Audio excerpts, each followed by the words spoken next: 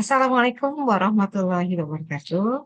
Semoga kita semua senantiasa diberikan keberkahan, kebaikan, keselamatan dunia akhirat. Perkenalkan, nama saya Midanita Dewi Yulianti, biasa dipanggil Mida. Saat ini kita melanjutkan materi yang minggu lalu ya, kita lanjutkan. Sekarang masuk ke CSS, yaitu Cascading Style Sheet ya, bagian dari pembelajaran perancangan web. Saya izin share screen. Oke. Nah, CSS ini merupakan singkatan ya dari Cascading Style Sheet. Kemudian kalau kita lihat apa sih fungsinya dari CSS ini, dia untuk mengatur bagaimana elemen HTML, Hypertext Markup Language itu ditampilkan. Nah, di sini nanti kita bisa bagi ya antara dokumen HTML dengan dokumen CSS. Intinya untuk desain lah ya.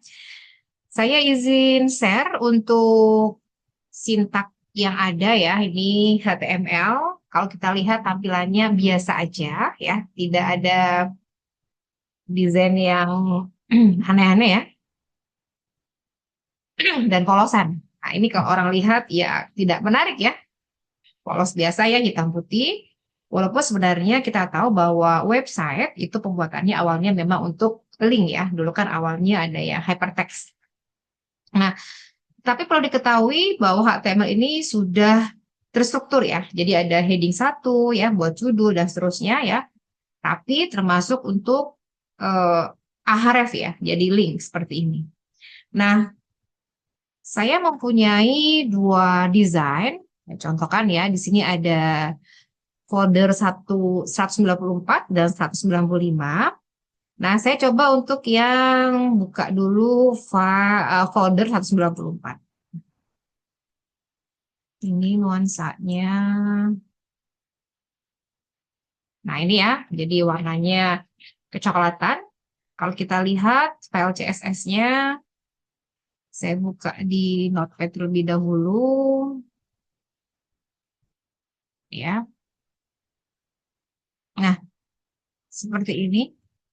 Nah, ya, ini kita sebut dengan CSS eksternal. Ya. Nah, ini untuk komentarnya. Nah, ini untuk padding, margin, body, ya ini semua sudah tercover ya di e-modul ya yang ada di LMS.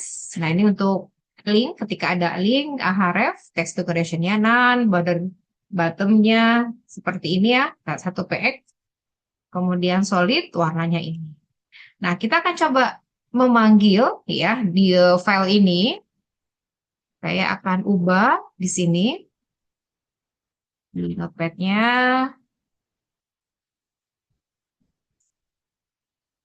Jadi, untuk folder 194, nama CSS-nya pun sama. Nah, ya saya simpan. Kemudian saya refresh untuk yang website ini hasilnya bagus ya, tapi sudah terstruktur. Ada judulnya, kemudian ada link-linknya sebelah kiri. Di sini ada kontennya, ya, ada title, subtitle, semuanya sudah rapi ya. Ini desain yang pertama. Sekarang saya coba mengubah desain yang kedua dengan nuansa orange, itu yang ada di folder 195. Saya ambil dari CSS Zen Garden ya. Nah, kalau kita lihat nuansanya, nah ini ya, bunga kita. Tadi kita perhatikan bahwa menunya, linknya ya sebelah kiri, nanti akan berubah di sebelah kanan. Saya refresh dulu. Yang jelas ini sudah disusun ya, rapi, sudah sistematis. Kita lihat, nah ini jadi hasilnya ya. Yang tadinya posisi menu sebelah kiri berubah menjadi sebelah kanan, dengan sedikit ada balut ya di sini, bunga. Kemudian yang ada link-linknya juga sudah berubah warna ya, sesuai dengan style yang ada. Nah, itu kegunaan seorang web developer ya merancang menggunakan CSS. Jadi kita bisa membagi file HTML sendiri, kemudian file CSS sendiri dengan menggunakan CSS eksternal. Nah, kemudian Komponen yang mendefinisikan style suatu elemen kita simpan dalam style sheet. Ini from my style sheet itu mau diperkenalkan pada standar HTML versi 4.0 yang selanjutnya lebih dikenal sebagai cascading style sheet. Tujuannya adalah untuk mempermudah proses pemformatan dokumen HTML. Biasanya digunakan untuk layouting ya, untuk desain. Nah, ada dua bagian penting yang dipisahkan dari sebuah dokumen HTML, yaitu isi dokumen sama format layout dokumennya. Yang tadi saya contohkan itu ada murni dokumen HTML tanpa ada desain ya. Kemudian ada layout dokumennya yang tadi file CSS-nya. Nah, penggunaan external style sheet dapat membantu efisiensi coding. Ya. Karena apa? Karena kita nanti mengubahnya satu file itu aja gitu. Tapi nanti ada kelemahan juga, saya bahas selanjutnya. Nah, external style sheet ini disimpan dalam file CSS. Pendefinisian style yang lebih dari satu akan ditumpuk menjadi satu.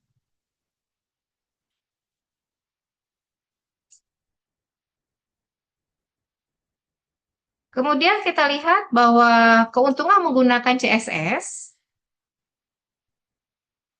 Yang pertama, karena tadi CSS memisahkan style ya dan layout dari HTML-nya, ini memudahkan kita dalam update atau ingin mengubah style atau mengubah konten ya tanpa perlu mengubah layoutnya gitu. Kemudian dapat didefinisikan ya desain situs pada suatu file terpisah sehingga dapat mengubah seluruh desain situs hanya dengan mengubah satu file saja. Dan contohnya ada di folder 194 dengan 195. Kode HTML menjadi lebih sederhana gitu ya, karena kita pisahkan antara dokumen HTML dengan layouting ya, dengan file CSS-nya, sehingga mudah diatur. Keuntungan yang lain, ini yang utamanya. Jadi dia lebih mudah untuk menjaga konsistensi tampilan situs.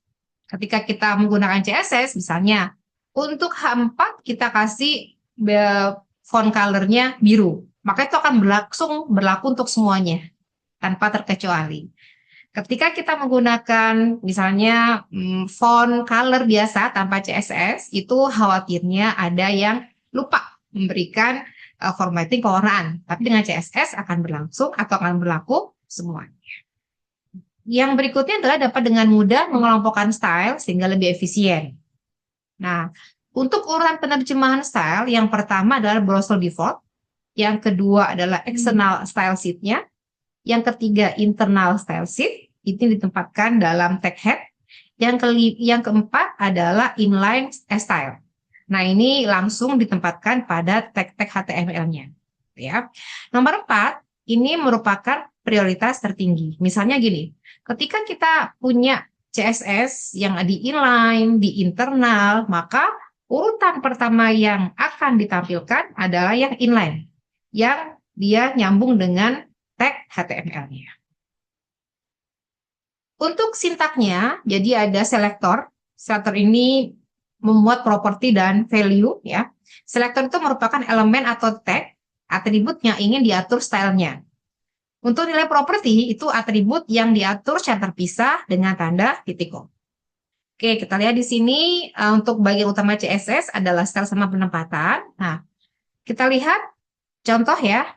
Ketika kita ingin memberikan suatu warna dalam teks, ya kita memberikan tag HTML yaitu font, gitu ya. Font elemennya atau tagnya, atributnya adalah color. Kemudian nilai crash 000FF ini adalah value-nya. Nah, kalau seperti ini, ya hasilnya biru, tapi khawatirnya ada page atau halaman yang belum diberikan style seperti ini, gitu ya. Nah, dengan cara ini kita nggak bisa memastikan bahwa semua H4 akan berwarna biru untuk kasus yang ini, gitu ya. Ini web perancangan web, ini tutup ya, ini ada H4, heading 4, kemudian ada font. Khawatirnya tadi ada yang kelewat, gitu ya. Nah, dengan adanya CSS, ya kita bisa tuliskan seperti ini, H4, kurung kurawal, tadi ya, color, titik 2 nilainya, ini sesuai dengan yang tadi. Ada selektor, ada property, ada value-nya. Selektornya apa? Selektornya adalah H4. Propertinya apa? Color, ya. Kemudian value-nya adalah nilai dari warna itu sendiri. Nah, kalau seperti ini otomatis semuanya ya untuk H4 akan diberikan style berwarna biru. Ada tadi dua bagian ya, selector sama declaration. Untuk selector itu nama stylenya, sedangkan declaration itu ada dua lagi yaitu property sama value. Contohnya di sini adalah B color red. Nah, ketika ada sama gitu ya di bagian propertinya, di selektornya adalah BH1H2, kemudian warnanya sama-sama color red. Nah, itu bisa kita gabungkan menjadi pengelompokan B,H1H2 color red ya. Kemudian untuk yang sama selektornya, di sini kita bisa gunakan titik koma sebagai pemisahnya. Contohnya H3 font size. Nah, di CSS ini tidak ada spasi ya. Jadi ketika ada dua kata gitu ya, dia menggunakan dash atau strip. Font size 20.2 color orange. Nah, ini untuk custom cell CSS ya. Jadi misalnya kita ingin memberikan efek stabilo gitu ya untuk tag P. Maka sintaknya adalah P dot, nah ini namanya bebas. Misalkan P biru, nah background color apa warnanya? P dot red, background color warnanya merah. Nah, ketika dipanggil, misalnya kita ada tag P ya, karena ini dot, kita menggunakan kelas ya, P kelas biru. Ketika ada tag misalnya B, itu nggak bisa, karena kita sudah definisikan ini tagnya P. Jadi spesifik di tag P itu sendiri. Nah, kecuali kalau teman-teman menghapus tag tadi. Jadi di sini kan ada P dot biru, P dot red. Ketika dihapus, misalnya hanya dot saja, maka ini bisa berlaku untuk semua tag. Kita mau kasih di H1, H2, B, dan seterusnya itu bisa kita gunakan. Ya. Jadi ini bersifat universal. Langsung ya, P dot biru, misalnya dot biru, dot red. Seperti ini. Kemudian, contoh ya, di sini ada H1, font size 150%. Ya. Artinya, font size 150% ini berlaku untuk tag H1. Kalau ada semua H1 di tag HTML itu, maka semuanya akan berubah. Ya, kalau kita nanti menggunakan yang eksternal. Tapi ketika kita menggunakan internal CSS, maka hanya digunakan di page tersebut aja. Nah, di sini contoh yang lain, TD-H2. Jadi ada dua selektor. TD-H2 color yellow. Artinya warna kuning ini akan diterapkan ketika ada H2 di dalam TD. Ya, pertemuan sebelumnya ada tabel ya, TR, TD. Artinya TD itu pasti ada di dalam tabel ya. Ada H2-nya. Jadi kita punya namanya tag TD yang ada H2-nya. Ketika ada misalnya H2 di luar TD, maka ini nggak diterapkan. Jadi ini berjenjang ya. Jika ada header atau heading 2 ya muncul di suatu sel ya dalam suatu tabel. Kemudian ketika kita menggunakan crash, di sini ada crash test color blue, maka kita panggil misalnya PID test gitu ya, tutup tag P. Untuk penempatannya, nah di sini misalkan dalam tag head, style type, tag slash CSS ya. Ini misalkan ada selektornya H3, font size 150%, titik koma, color orange. Ini ya, ditutup dengan tag style. Nah, untuk informasi style, itu semua harus disimpan dalam tag style. Dan ada atribut yang disebut dengan type. Nah, atribut ini tentunya mendefinisikan ya tipe aturan style apa yang akan digunakan, misalnya CSS. Ketika nanti kita menggunakan JavaScript, maka nilainya adalah JavaScript. Nah, untuk eksternal, misalkan kita sudah punya file CSS gitu ya, sudah kita buat seperti yang tadi, cara memanggilnya ada dua cara. Yang pertama dengan link rel style sheet type text slice CSS href. Jadi merujuk ke mana? Apa nama filenya? Sinis.css. Ini sama dengan yang tadi saya contohkan ya. Yang kedua ini ya. Jadi add import URL apa ya nama filenya. Contohnya ini add import URL. Tadi path-nya adalah folder 195/195.css. Gitu. Nah, individual tag atau sering disebut dengan inline CSS. Itu adalah CSS yang ditempatkan langsung di dalam tag-nya. Contoh, di sini ada tag H4, style, text decoration, none, perancangan web H4. Artinya, ini khusus diterapkan di H4 page yang tertentu ini aja. Gitu. Namanya inline atau individual tag, inline CSS. Nah, ini ada alasan kenapa sih kita tidak menggunakan external CSS. Ya, yang pertama, dapat meningkatkan waktu download jika ukurannya besar. Yang kedua, CSS harus di-load sampai selesai untuk dapat menampilkan halaman. Nah, ini masalah kalau jumlah selnya hanya sedikit. Ngapain kita menggunakan eksternal? Ya udah bisa menggunakan inline atau internal ya. Karena hanya menambah kekompleksan halaman. Ada contoh, di sini ada eksternal CSS, ya ada internal. Tadi masih ingat ya, urutannya ada 4 ya. Ini ada eksternal H3, internalnya sama-sama ada H3, warnanya red ya, color red. Di sini nggak ada ya. Maka nanti yang diambil yang mana? Kita cek dulu internal tadi ya. Oh, dia nggak ada, di eksternal ada. Maka yang diambil adalah color red gitu. Text line ini ada left, yang bawah ada right. Maka dia ngambil yang internal. Tadi urutannya. Font size-nya 8, yang eksternal internalnya 20, maka dia akan mengambil yang 20.